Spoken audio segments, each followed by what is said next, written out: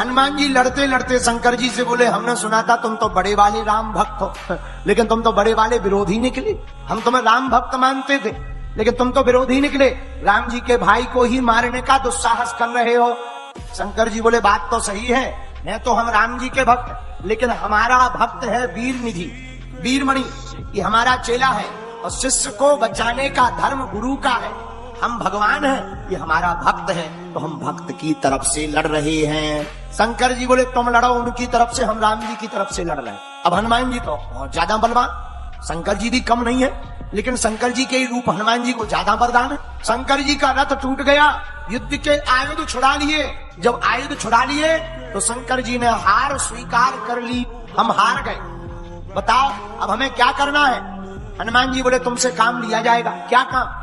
शंकर जी बोले, तुम जब तक हमारे शत्रुघ्न भैया पुष्कल, लक्ष्मी निधि, इनकी रक्षा करो, इनको कुछ हो ना पाए, यम के दूत इन्हें लेना जा पाए, तब तक हम क्षीर सागर के पास जाकर द्रोणाचल के यहाँ से अपनी पूंछ में लपेट करके संजीवनी बूटी लेकर आ रहे हैं। शंकर जी बैठ गए, हनुमान जी भागे भागे गए, द्रोणाचल पर्वत को अपनी पूंछ में लपेटा।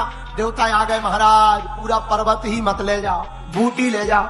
पर्वत ले जाओगे हम लोगों को दिक्कत हो जाएगी, जड़ी बूटी ले जाओ। हनुमान जी बोले, ठीक है।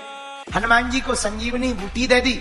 हनुमान जी वो जड़ी लेकर आए, तब तक देखा कि भगवान शंकर तो वहां पर हैं, लेकिन जो पुष्कल जी हैं उनका शरीर शांत हो गया, आंखों में आंसू आ गए। हनुमान जी रोने लगे कि पुष्कल का अगर शरीर चला गया हमारे होते हुए, तो हम राम जी को क्या जवाब दें।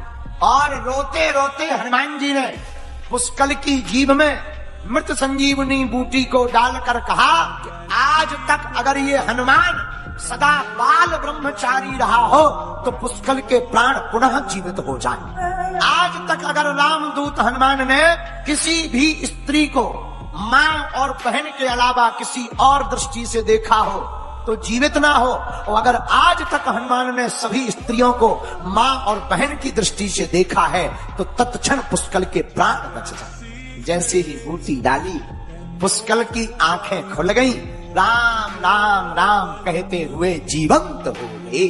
शंकर जी चौंक गए और शत्रुघ्न जी के मुख में बूटी को डालकर हनुमान जी ने कहा कि आज तक अगर हमने भगवान रघुनंदन के अलावा किसी और का धोखे से ध्यान किया हो तो शत्रुघ्न के प्राण ना बचे, और केवल अगर हमने राम प्रभु को चित्त में रखा हो और सच्ची भक्ति की हो तो शत्रुघ्न पुनः जीवित हो जाए और